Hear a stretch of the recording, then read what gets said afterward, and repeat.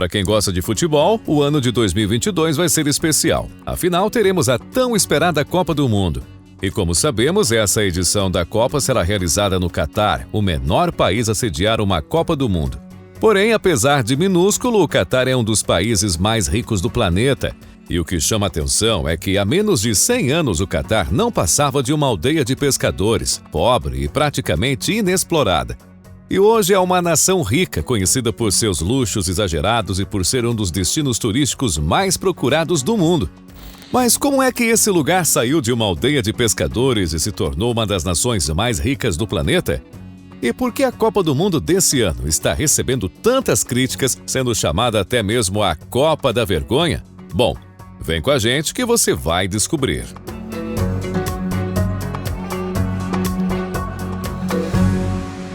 Vamos voltar um pouco no tempo para entender a ascensão do Catar.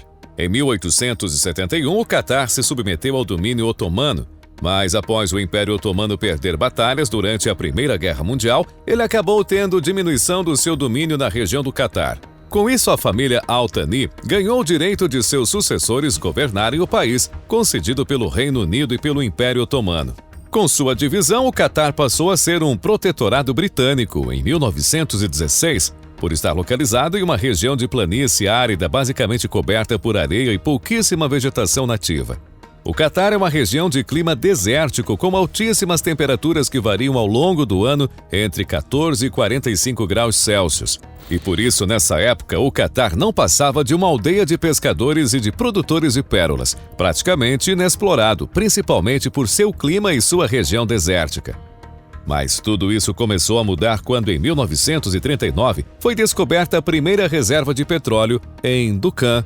Mas com o início da Segunda Guerra Mundial, a exploração de petróleo nessa região ficou travada, vindo a ser retomada para valer apenas em 1949.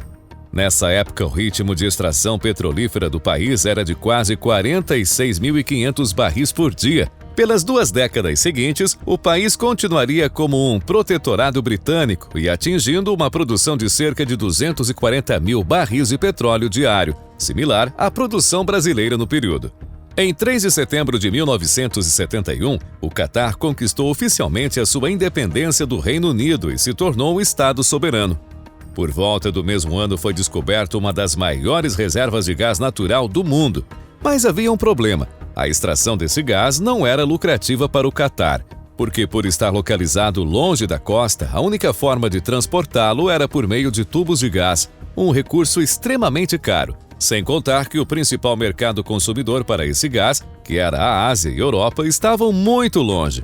Inclusive, a gigante Shell, que havia descoberto essa reserva de gás, não quis começar uma operação no local.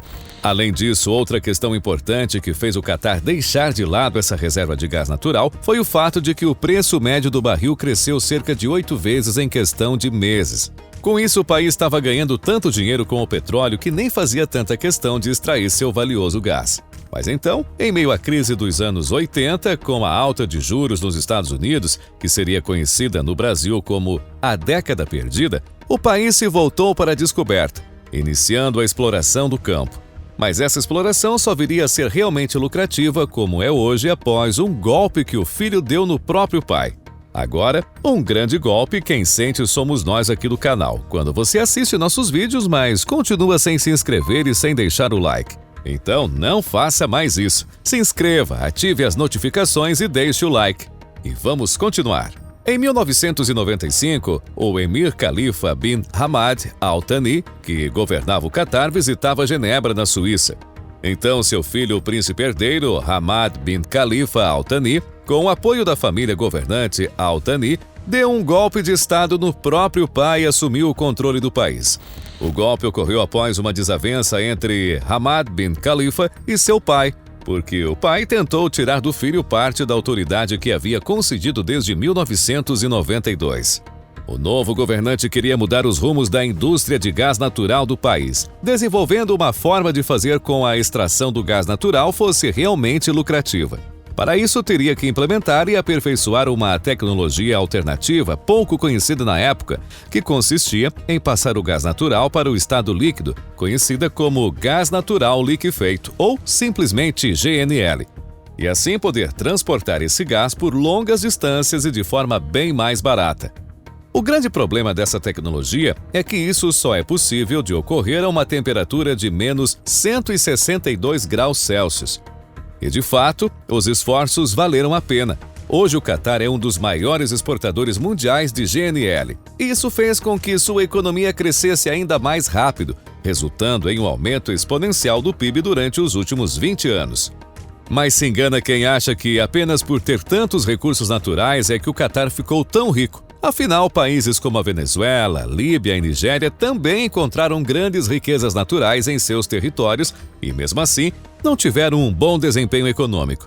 Mesmo tendo a fama de ser um país que esbanja muito dinheiro, principalmente em suas construções faraônicas e luxos exagerados, o Catar soube muito bem alocar boa parte do dinheiro proveniente do petróleo e gás.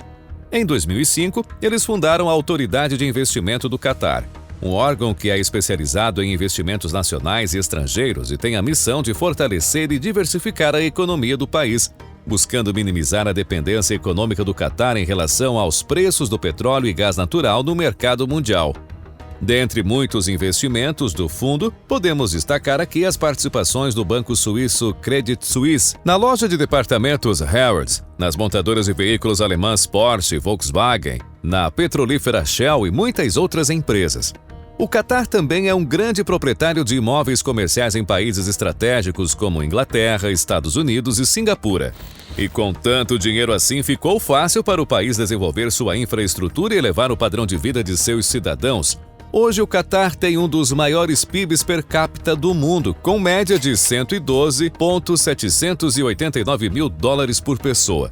Hoje o Catar é também um dos principais destinos turísticos do mundo, e esse ano vai ter ainda mais atenção do mundo inteiro, já que a Copa do Mundo será sediada lá. Porém, a escolha do Catar como sede da Copa e, mais que isso, as polêmicas envolvendo a construção dos estádios e as regras impostas aos visitantes durante a Copa têm feito com que muitas pessoas critiquem o evento. Dados apontam que desde que o Catar foi definido como sede da Copa, cerca de 2 milhões de pessoas se mudaram para o país em busca de oportunidades de trabalho. Muitas dessas pessoas conseguiram emprego justamente na construção dos estádios que serão sede da Copa, além de um novo aeroporto, estradas e um metrô. Porém, cerca de 6.500 trabalhadores já morreram desde o início das obras para a Copa. Sem contar que esse ano a Copa será muito diferente de todos os anos anteriores. Primeiro porque não será no meio do ano como de costume, por causa do calor insuportável nesse período. A Copa será realizada em novembro e dezembro, que são meses mais frios no Catar. Outra questão que levanta muitas críticas é que o Catar é um país muçulmano conservador e as relações entre pessoas do mesmo sexo são consideradas ilegais. E isso tem levantado muitos debates. E tem mais, a combinação entre álcool e futebol é quase sagrada entre os brasileiros. Mas no Catar o consumo em público é proibido. E nos poucos lugares em que se pode beber, o preço é um absurdo. Tem muitas outras questões que causam estranhamento, como, por exemplo, visitantes homens não podem, em público, exibir o peitoral e coxas. Para as mulheres, o indicado são saias abaixo do joelho, camisetas e nada de decotes, mini-blusas, transparências ou roupas justas. Filmar e fotografar pessoas sem autorização é crime no Catar. A regra se estende para imagens de policiais e edifícios militares, o que pode levar à prisão. Ou seja, as coisas que para a maioria dos países é banal, lá é severamente proibido. Isso deixa o questionamento se um país tão radical assim merece mesmo receber um evento tão democrático quanto a Copa do Mundo. Qual sua opinião sobre isso? Você já conhecia a história de como esse minúsculo país ficou tão rico? Deixa pra gente nos comentários. E há outro país minúsculo que também é muito rico e tem uma história igualmente interessante. Estamos falando de Taiwan. Essa pequena ilha detém a tecnologia mais importante do mundo moderno. Se você ainda não viu esse vídeo, clica nele e nos encontramos lá. Muito obrigado pela companhia. Antes de sair, não esquece de se inscrever e deixar o like. Um grande abraço, fique com Deus e até a próxima!